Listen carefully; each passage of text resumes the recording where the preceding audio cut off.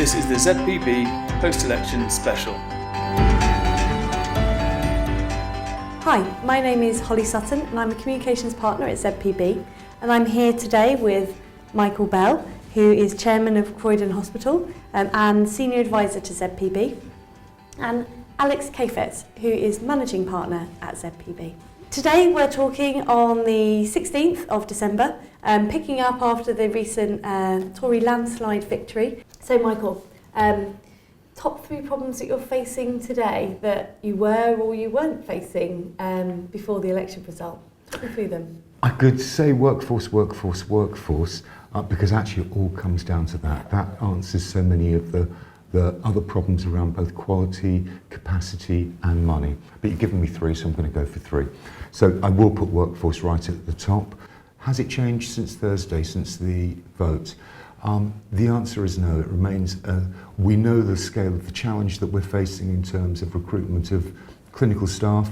There's also a significant challenge around recruiting social care staff, which potentially has an impact, a very negative impact, if we get it wrong, on parts of the NHS. So the challenge remains. At this point, we don't know the nature of the settlement with the EU, what the shape of that deal will be and what the implications of that are around free movement or some modification around that.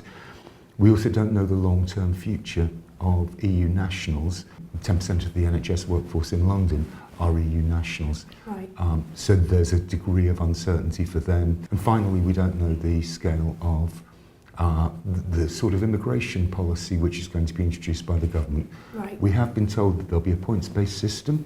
I suspect that points-based system will be geared to support the recruitment of overseas clinical professionals, doctors and nurses, but I suspect it won't be geared towards recruiting the people that we need in our social care system.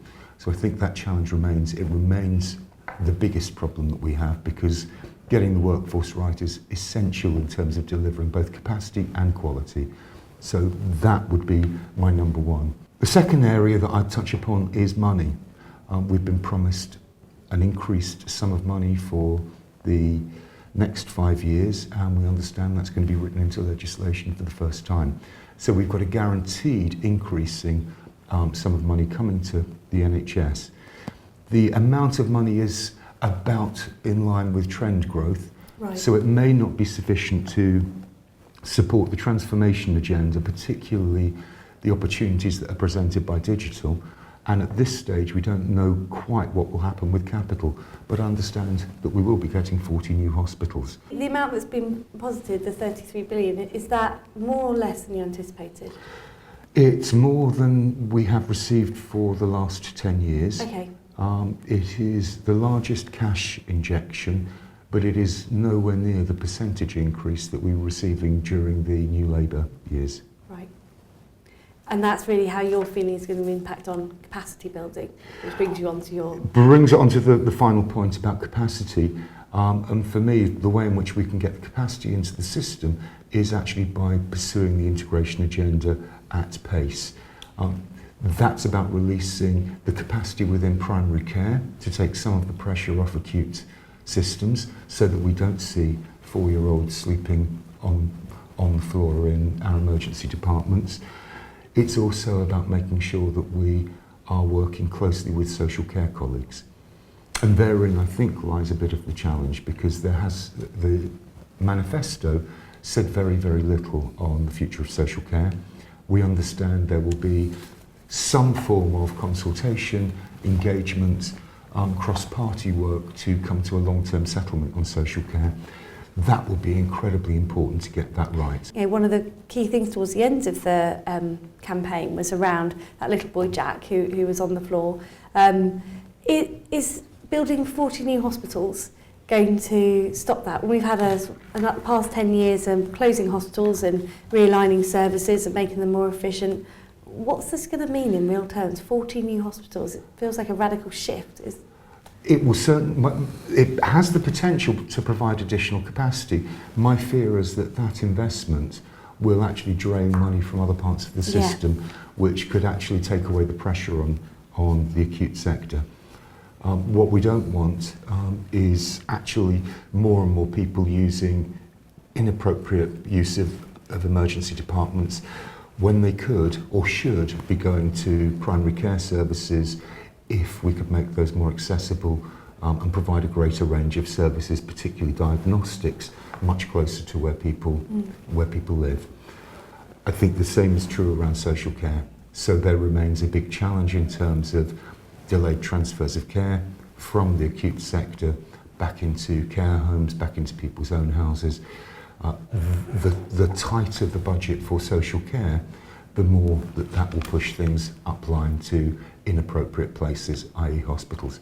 There is a time and place when hospital is absolutely the best place for people, but that's in a minority of times. At present, it risks becoming a default position, particularly if it consumes all of the capital investment. Alex, same question to you. In terms of the clients that you have and the problems they're facing, are they any different today than they were last week? And if so, what are they? And how are people likely to respond to them? I've got three opportunities that I think the election and the Tory government will be able to bring to the NHS and their partners. So first of all, I think there'll be a clear run for the long-term plan. It's actually coming up to its first anniversary, but I think there'll be continuity. I think we'll get our 44 to 60 integrated areas, as Mike was talking about, that will deliver care, and I think that will remain largely unwritten, and the NHS England and Improvement leadership will have a run to be able to put that into place. So I think that's good. There'll be a little bit of stability, no new reorganisation beyond what's already been proposed. I think number two, we're going to see the rise of these new organisations called integrated care partnerships. These are Mike's got a very good one in Croydon. These are going to be new NHS or public sector run organisations who will be delivering care for a population all the way along from some of these 40 new hospitals to more community services, mental health services, but importantly local government run services that will help post-discharge. And I think for a lot of the organisations that PB works with in both the digital and life sciences space, they'll be looking for partners at local level to help these integrated care partnerships be successful. Be that some digital offerings, so online GPs or online outpatient consultations, be it some of the technology that goes around that, joined up health and care records, and also some of the charity and third sector people we work with, especially those in the elderly care space, will be lent upon to help deliver the services for example, people with frailty being looked after in their own home. So I think those integrated care partnerships are going to be new and spring up.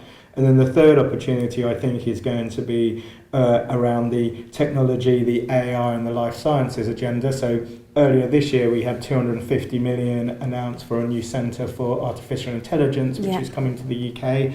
I think there's going to be lots more money in, and I think the government is going to want to get behind some of the moonshots around cancer, around new therapies that people can be given once at birth rather than being on expensive pharmaceuticals for most of their life. Fantastic. So looking then at some of the key changes in the marketplace that we've seen that you've just outlined there, Alex, we're talking about and how they're going to impact on capacity and the capacity you have to deliver. How are you? What of Alex's list do you think will be most impactful? If we start off with the digital transformation agenda, so I would argue that at present most of the investment in IT within the NHS has been automating systems. Been useful, but it hasn't been transformational. So we've always had patient records, now they're electronic. Yeah. That is good for quality of care, but it doesn't transform the pathway. The digital transformation agenda, I think, Alex, is the one that actually provides the best opportunity for, one, creating empowered citizens who actually are much more in control of their own health. Two, gets rid of huge amount of waste in the system whereby there are series of gatekeepers whose job is mainly to manage demand rather than to meet need. By moving on to online triage for individuals working through those, we have that great opportunity to completely rethink the pathways, and therein lies both efficiency and quality. Yeah, I totally agree. I think another example would be what we call digital therapeutics. So this would be the idea of, rather than someone with diabetes taking the same dose of insulin 3 times a day, they would wear a monitor which would measure their levels, and they would take a dedicated amount of insulin that is going to keep them into control rather than the same dose. Ditto people with hypertension at risk of strokes. We would be able to manage that much better by them taking their blood pressure at home periodically and transmitting that first, probably to have some kind of machine interpreting it, but then just to reassure everybody, there will all be humans at the end making the decisions, but we can vary blood pressure tablet doses, so we're keeping them in control and reducing their risk of stroke and other cardiovascular disease. Some of the initiatives can be incredibly simple. Purely having a smart kettle allows you to monitor whether, because we know an older person living at home alone is almost certainly going to have a cup of tea in the morning. And just having a system where you monitor whether or not they've actually turned that kettle on provides you with the opportunity to know whether or not you need to make a different sort of intervention. So there's a lot of technology that we're already looking at in terms of constant monitoring through clinical devices, but there's a range of other devices in the home that have the potential to transform things. I have a recollection in the 1980s going to a conference of directors of social care, and the person speaking asked the audience what was the biggest single thing that had changed social service provision in the past 20 years. And people came up with, well, professionalisation, this, that or the other, whole range of different examples. I said, no, it's the microwave. It transformed the way in which we deliver Meals on Wheels, care at home, and maybe the lack of human touch is a downside of that, but it actually it was actually probably the most significant change. I think digital provides that opportunity for a real step change. What we need to do this time is make sure that we keep the human element, because that's the bit that people really, really value, and we know that has well-being value way beyond its efficacy in clinical terms. Relieving some of the pressures on some of the more mundane tasks to do the few things that specialist people can do best. And I think the other discussion around one of the challenges of digital is that people will lose their jobs. We know that's not going to happen in the NHS. It will just be around, we don't have enough staff, as Mike said. It will be around retraining people. It will be around focusing their skills so they are doing the best skills possible that they have, and digital is taking tasks out to make their job easier. But we don't have enough staff, so certainly it will help us retain them, and hopefully help us make sure that we don't run out of staff. And that's a big issue for you, as you outlined at the beginning, Michael. You know, the workforce is sort of front and centre of the problems that you're facing, and as I understand, Croydon really is absolutely sort of at the heart of where those issues are really starting to pinch. Can you paint a picture of that for me? There's a whole range of clinical specialties where there are shortages of staff, be it in midwifery, be it in emergency nursing, be it in ED consultants, and actually also in primary care. One of the opportunities provided with primary care networks is to begin to rethink primary care as something broader than general practice. And that has the potential to release quite a lot of time from general practitioners so they can get back on with the work of general medicine. That's physiotherapists on site, that's pharmacists on site, it's a range of other clinical specialists that work around those. So I think that I think that we mustn't lose sight of the opportunities that primary care networks present. It's an issue that we're often asked to comment on, Alex. What do you see as the real opportunities for some of the organisations that we work with primary care networks over the next few years? Well, I think some of the stuff Mike said, so I think providing both digital skills, but also access to data for these practitioners. So pharmacists will be given much more prescribing rights, but they will want to be able to look into the GP record and make sure that when they're prescribing opioids or painkillers, that's within the decision that they are reinforcing or building on the decision that the GP has made, rather than overseeing that. Again, I think we're expecting much more skilled nursing staff who will take on some of the job of GPs, and again, they will want to be looking at some of the digital services that the people we work with provide. So we work with people that do home monitoring. That's going to be pretty important. We work with companies that help people manage their self-diagnosed urinary tract infections or manage wound care. So they will be able to look at the data from people's phones and be able to help with care in consultation with the GPs, leaving the GPs free to look after the more serious patients. The other thing is, we know within primary care networks that one of the reasons for their formation is that GP practices are too small. So the idea would be, within someone's primary care network, you will be able to see a GP out of hours or at weekends. It just might not be your practice. It will be a practice that's nearby you within the network. And again, people can help with providing digital aspects to that. So every primary care network will have to offer a digital solution in the next 2 or 3 years, and that includes online triage before you see a GP, but also consultations over videos and apps. So and the other thing that's, I think, is really important, where a lot of money is going into, quite rightly, is mental health. And lots of different solutions out there in terms of online therapy, video therapies. We know the problems with people with mild or moderate mental health, anxiety and depression is that they don't have those acute episodes at 9 till 5 where the traditional GP practice was open. So if, for example, a primary care network within a student town will be able to offer counselling services on the NHS at reasonable hours, I don't know, 6 a.m. to midnight, whatever. Ditto, and Mike knows more about this than me, sexual health services, where again people want to access them out of hours, not necessarily in 9 till 5. Or accessing them in a more digitised way, where people are able to do that.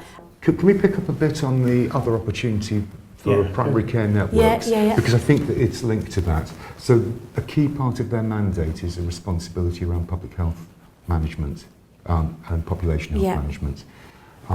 That to me, I'm not convinced that managing the infrastructure around population health management is appropriately located at a PCN level, but certainly using the data and implementing it is absolutely vital that it's there. So we could be moving to a place where we're properly segmenting populations by risk level, and that provides a really big opportunity for much, much earlier intervention. Again, this is about ensuring that hospitals are a place of last resort as opposed to the first port of call. But that does require us to get it right around population health management, and PCNs operating that and doing their segmentation, identifying risk and moving in there. I think that's a significant opportunity for a number of the providers, because clearly that skills base doesn't, the capability isn't yet within the NHS, and it's one of the areas that I think is a big potential for other providers to support the NHS to get right. Fantastic, thank you. And yourself, Alex? Well, I think the question about partnerships, so we've got 1,500 or so primary care networks. They all aggregate up into what's going to be called an integrated care system, local joined up system leadership, which includes the local authority as much as it includes the NHS, and we expect there'll be somewhere between 44 and 60 or so of those in time. And what the leaders of those systems are telling me is they'd much rather work with a group of companies, a network in themselves, who can provide end-to-end solutions. So rather than pick one company that can do clinical triage and one company that has the app to do video consultations, and a third company that has the bank of GPs that can service those or provide locums, they'd like to see those people in that example join up, so they have an end-to-end solution of triage, technology, and then workforce, and they can then let one contract, which I think there will be scope to be quite generous, 2 to 3 years, maybe longer, to be able to provide that. And at the moment it's a little bit piecemeal, that we have loads of excellent companies that just do one part of the jigsaw. So we're encouraging people, and this is partly the work ZPB does through our Digital Healthcare Council to think about joining forces and presenting a much more coordinated proposition. So to summarise, 5 years disability is likely to be a good thing. Workforce being the most important issue on the table, I think, for everybody, and in terms of our clients, really listening to that and trying to lean in to where they can make the biggest difference, where they can find partnerships that can help accelerate the pace of change that the NHS is going to have to make, given the sort of stretch that it's going to have to do with a sort of fairly limited increase, even if that increase is guaranteed. Thank you very much for both of your time today. Fascinating stuff. Thank you. Thank you.